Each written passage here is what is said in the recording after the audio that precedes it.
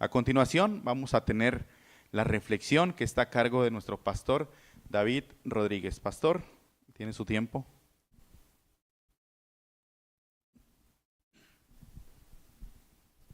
Gracias, hermano.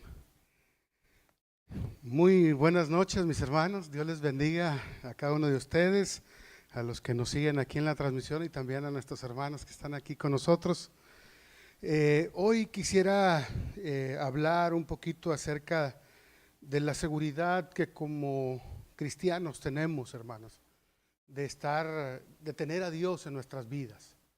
De verdad que es una bendición el poder gozar de la presencia de Dios, hermanos. Ahora en este versículo que leyó nuestro hermano, decía ahí en 1 de Pedro 5:7, un verso que pues casi todos nos sabemos, ¿no? Dice, echando toda vuestra ansiedad sobre Él, porque Él tiene cuidado de vosotros. Saben, hermanos, hay ocasiones en nuestra vida cuando nosotros estamos en dificultades o en alguna crisis. Puede haber crisis que son preocupaciones por el pasado, ¿no? Que traen depresión a nuestra vida. Puede ser también las preocupaciones actuales que traen estrés a cada uno de nosotros, pero también puede ser que haya esa ansiedad por las cosas que todavía vienen en el futuro, ¿no? La preocupación que nosotros pudiésemos tener en el futuro. Pero yo quisiera a través de este mensaje compartirles, hermanos, que tenemos una gran bendición, una bendición de tener al Dios Todopoderoso de nuestro lado. Dice la palabra del Señor que cercano está Jehová a todos los que le invocan, a los que le invocan de veras. Y tú y yo somos de esas personas, ¿no es cierto? De las que invocamos el nombre del Señor en todo momento.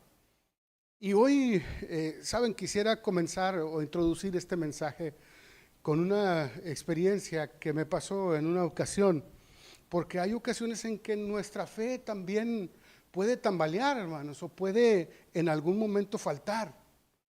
Les soy sincero, aún hasta un servidor en esta ocasión que les voy a platicar, también pues la fe no estuvo tan fortalecida. Y el Señor nos enseñó o nos dio una lección en ese momento. Miren, una ocasión recibí una llamada de algunos hermanos de la iglesia que me pidieron que fuera a orar por su pequeña. A su pequeña le había caído agua hirviendo en su cuerpecito.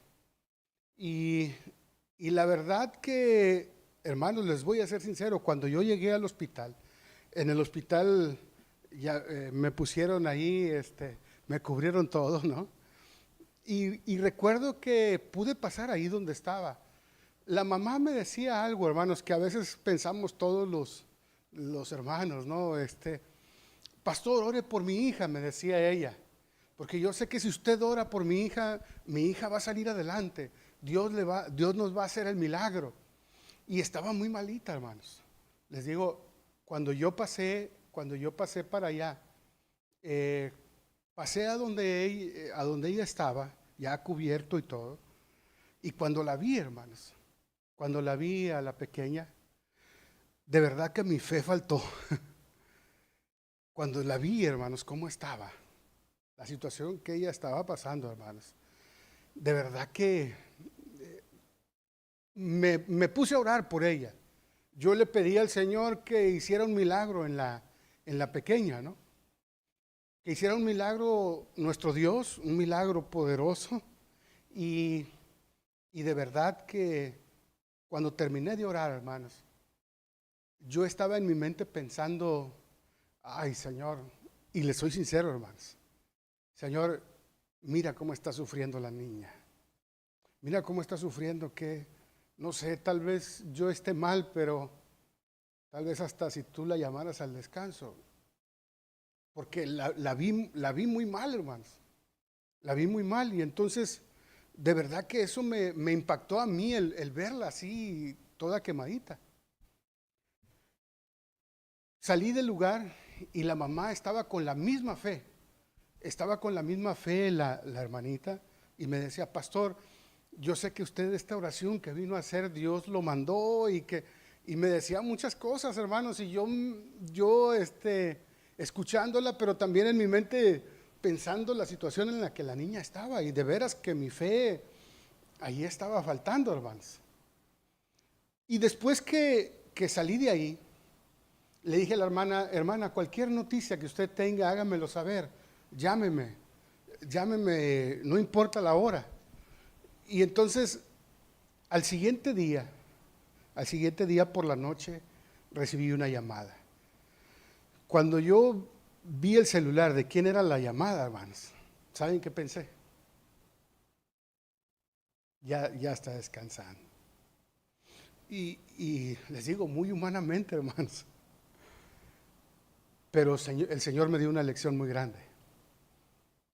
Que la hermana en ese momento me dijo, pastor, gracias por venir y orar por mi hija. Dios hizo el milagro, pastor. Dios hizo el milagro. Y eso a mí me causó asombro, hermanos. Ahorita, bueno, pues ahorita la pueden ver ahí a la niña, que ahí anda. Pero de verdad, hermanos, que hay ocasiones en que los problemas que vienen a nuestra vida, ¿no es cierto que a veces tambalean nuestra fe, hermanos? A veces son tan duros los problemas por los cuales pasamos que yo no sé qué haces tú, hermano, para fortalecer esa fe, pero sin duda el Señor está cerca de nosotros. Y yo quisiera que eso te alentara a seguir adelante. Mira, en la palabra de Dios viene una historia de una mujer. Ahorita me hacen una seña cuando me falten unos 5 minutos para... Primer libro de Samuel, allí el primer capítulo. Quiero mostrarles la historia de esta mujer que ustedes ya conocen muy bien, hermanos. Esta mujer se llamaba Ana, ¿se recuerdan? En el primer libro de Samuel, en el capítulo 1, nos habla de esta mujer, Ana. Y tenía un esposo, ¿se recuerdan cómo se llamaba el esposo? Elcana. Y saben que ellos eran un matrimonio que bueno, pues se amaban grandemente. La palabra de Dios dice que Elcana amaba mucho a Ana. Pero también se acostumbraba que si una mujer, en aquellos tiempos se acostumbraba que si una mujer no podía darle descendencia al hombre, el hombre podía tener otra mujer que sí le diera descendencia.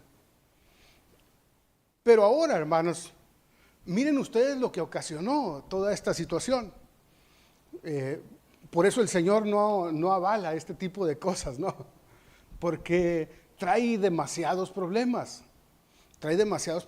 Es más, si ustedes recuerdan en la palabra de Dios, aunque esto no tiene nada que ver con el tema, pero si ustedes recuerdan en la palabra de Dios dice que hasta después que vino el pecado, hubo una persona que tuvo 2 mujeres. ¿Se acuerdan cuál era? Ahí viene también en Génesis. Esta persona que comenzó a tener 2 mujeres, pero eso vino después del pecado, hermanos. Después de que entró el pecado en el capítulo 3 y el capítulo 4. Y ese hombre se llamaba Lamec. Lamec. Fue el primer hombre que tuvo estas 2 mujeres. Pero eso también, les digo, fue como consecuencia del pecado. Ahora, hermanos, lo que sí quiero decirles es que aquí la palabra del Señor nos dice que Elcana tenía como esposa ahora a Penina y a Ana. Y entonces, Ana, hermanos, miren, les voy a contar un poquito la situación que estaba pasando Ana. 3 cosas, si ustedes me permiten, así rápidamente. La primera de ellas, imagínense ustedes la carga que Ana tenía al estar pasando este problema de salud, porque no podía tener hijos, hermanos. Imagínense ustedes ya llevar esa carga de no poder tener hijos. Ahora añádanle ustedes que tenía su esposo otra mujer. ¿Se pueden imaginar cómo se debe haber sentido Ana en ese momento? Y no solamente eso, sino que esta mujer, hermanos, dice que la hostigaba mucho. La hostigaba mucho. Dice el versículo 6 del capítulo 1, y su rival la irritaba, enojándola y entristeciéndola porque Jehová no le había concedido tener hijos. O sea, ahí estaba, hermanos, como dicen acá en el norte, ¿no? Estaba de cuchillito de palo ahí detrás, ¿no? Haciéndola sentir mal. Y una tercera cosa que estaba pasando a Ana, miren, yo no sé si ustedes han visto esto, pero muchas personas en la Biblia creían o tenían la idea de que si tú tenías una enfermedad, era causa de algún pecado que tú tenías. Esa era la creencia que se tenía antes. Bueno, todavía hasta nuestros tiempos, ¿no? Mucha gente así lo piensa. Pórtate bien, porque si no, ¿qué dicen? Dios te va a castigar. Oye, ya confiesa tu pecado, hombre, sabrá Dios qué habrás cometido. Así como la mujer de Job, ¿no? Muchas personas piensan de esa forma. Aún hasta los mismos discípulos, hermanos, pensaban de esa forma. ¿Se acuerdan en San Juan capítulo 9? Cuando en San Juan capítulo 9 van saliendo ahí Jesús y sus discípulos y ven a un hombre que era ciego, ¿se recuerdan? Y le dicen, Señor, ¿quién pecó? ¿Este o sus padres para que haya nacido así? Se fijan, hermanas, que las personas tenían el pensamiento de que tal era tu enfermedad, tal era tu pecado. Ese era el pensamiento que tenía la gente. Ahora imagínense ustedes a Ana. Si yo tengo esta enfermedad, es porque ¿qué? Es porque he cometido algún pecado y Dios me mandó esta enfermedad, esta carga que ahora tengo. Puede ser que en algún momento, hermanos, tú y yo estemos pasando por alguna situación, porque cuando estamos en esa lucha, hermanos, cuando estamos en esa crisis, cualquier comentario que escuchemos de alguna persona, hermanos, nos afecta bastante, y nos deprime.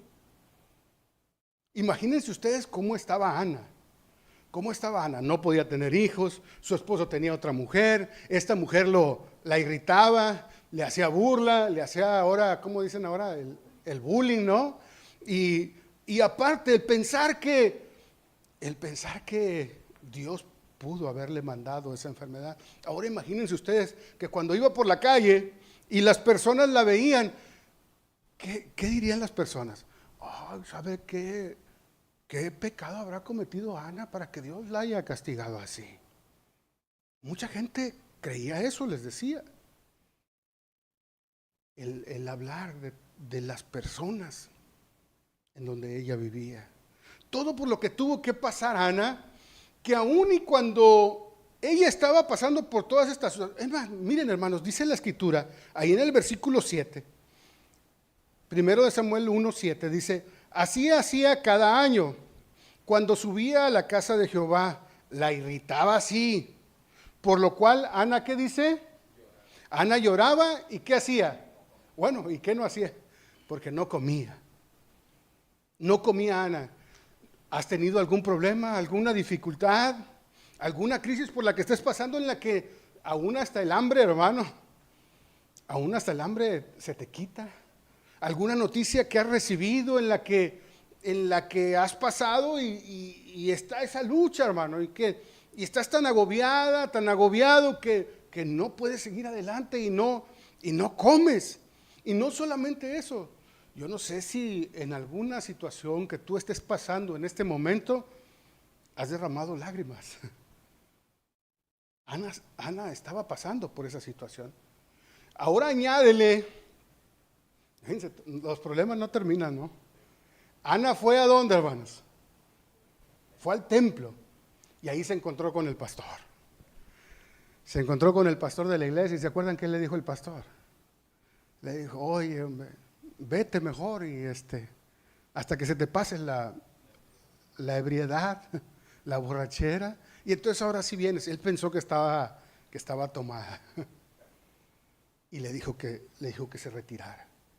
Imagínense ustedes, hermanos, todavía ella viene a la iglesia y en la iglesia encuentra problemas. Oigan, hermanos, es por eso que ahorita leímos la cita de primera de Pedro 5:7, hermanos. ¿Qué decía la cita? ¿Se recuerdan? Que echemos toda, ¿qué, hermanos? Toda nuestra ansiedad, todas nuestras cargas las echemos delante de ¿quién? Delante de nuestro Dios, porque Él tiene cuidado de nosotros.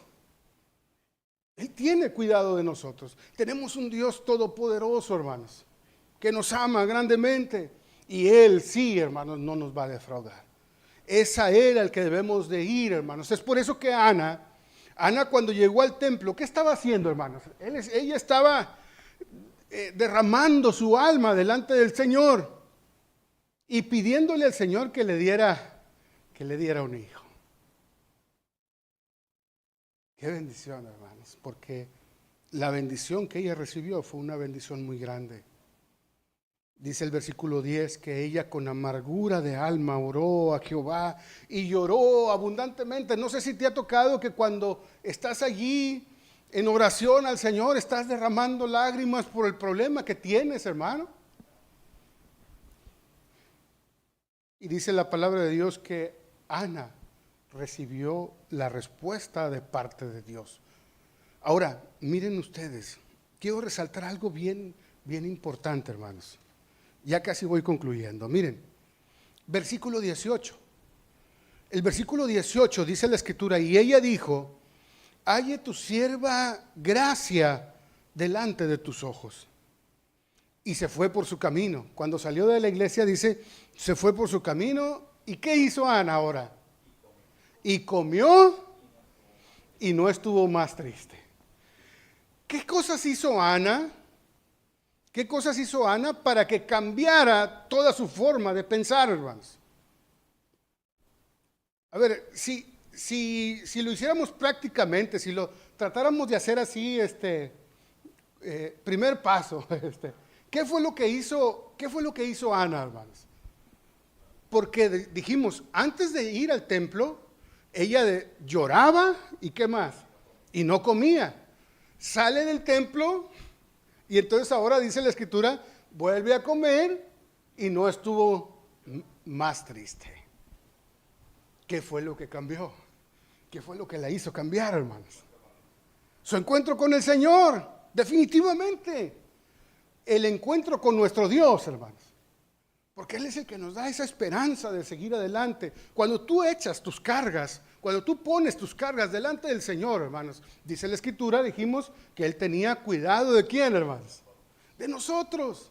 Y yo quisiera que hoy al escuchar este mensaje, tú estuvieras con esta confianza de que tenemos un Dios todopoderoso a nuestro lado. Tenemos un Dios que nos ama, hermanos. Miren, la historia también nos dice, entonces vino al encuentro con el Señor. ¿Qué más hizo, hermanos? Derramó su alma delante de Dios. Entonces, ¿qué estaba haciendo? ¿Estaba qué? Estaba orando. Ahora yo quisiera preguntarles, ¿a dónde vamos, hermanos, cuando tenemos problemas, cuando tenemos dificultades? Ana es un ejemplo, hermanos, de lo que nosotros deberíamos de hacer. ¿Qué deberíamos de hacer? Primero, buscar al Señor, buscar a nuestro Dios. Segundo, Ana estaba orando, estaba derramando su alma delante del Señor. ¿Y dónde estaba orando, hermanos? ¿Dónde estaba orando? ¿Tendrá su razón de ser o tendrá su razón en la vida del cristiano el venir aquí a la iglesia? ¿Qué creen ustedes? Porque ella vino a la casa del Señor y salió diferente, hermanos.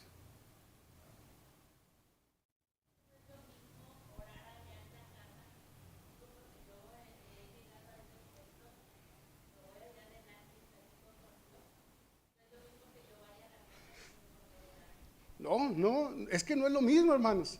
No es lo mismo. No es lo mismo que estemos en casa orando a que estemos aquí. Miren, hermanos, dice la palabra del Señor.